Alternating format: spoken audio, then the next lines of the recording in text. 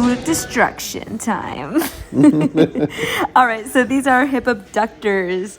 Here I was told to lean forward and to really push with my knees. Yeah, so you want to really drive to your heels and your knees to push out. So really great movement to start a glute workout because you really isolate that upper shelf that a lot of people want to build. And then you can carry that contraction through your workout for the movements.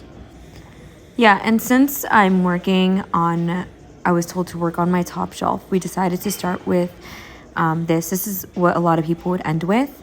However, since I'm trying to grow my top shelf, or the gluteus maximus, medius, then I really want to start with it. And yeah, and I was holding on because I was really trying to open up.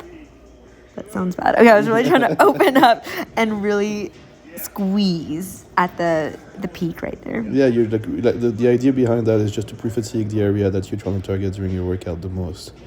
So then whenever you're doing every other exercise, that area is going to be already pre-fatigued, so it's going to get the most out of the workout. It's going to fail first.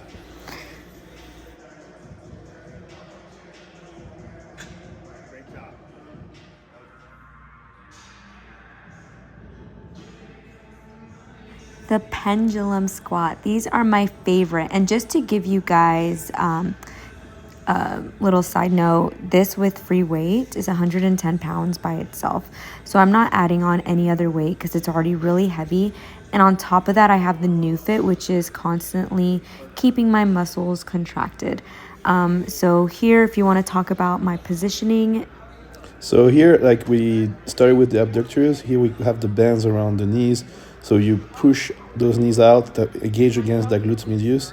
So it's going to be firing during the whole exercise. And we want to make sure the feet are up so you can go sit back down and really engage the glutes during that movement. Oh yeah, these were a challenge. As you can see, I just said 3 more. So anyways, this was definitely one that kept me sore the next few days.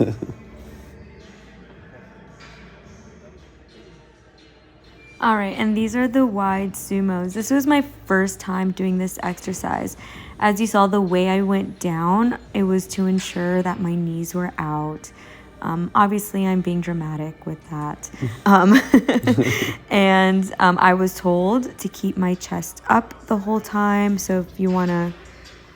Well, that's the key point here is to keep your chest up.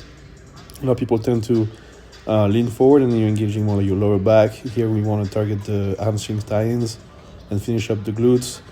So you want to keep your knees completely out and wide and sit down in that position.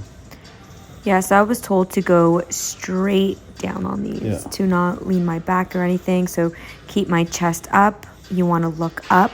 So like the corner of the ceiling kind of. Mm-hmm. And oh yeah, this one was also a burner.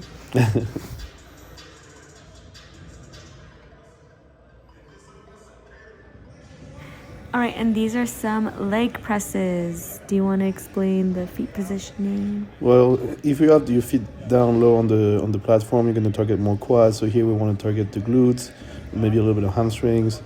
So we really push to the heels again. We have the feet high, out, and we again using the bends here to activate the glutes medius. So we push those knees out all the time to fire up that top shelf. Yeah, and a very important factor with this one, it's about the tempo. So while I was going down, he was saying pause, push, pause, hold it, push.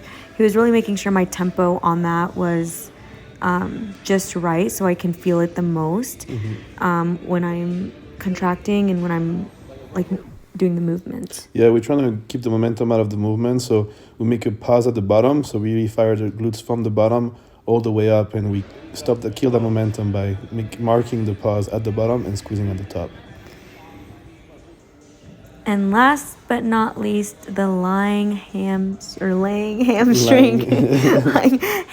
curls. Anyways, so this is, if you want to explain. Okay.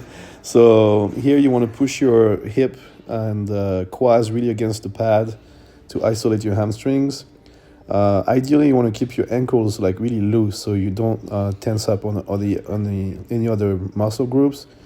You're gonna really engage your hamstring from the bottom up, hold the squeeze at the top, and slowly always control the eccentric phase. That's really where you build the strength and tear up those muscle fibers that are gonna grow.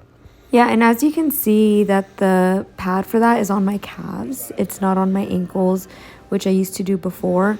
And also where I'm laying, it's right where my like hip is. So it's a very comfortable positioning for me.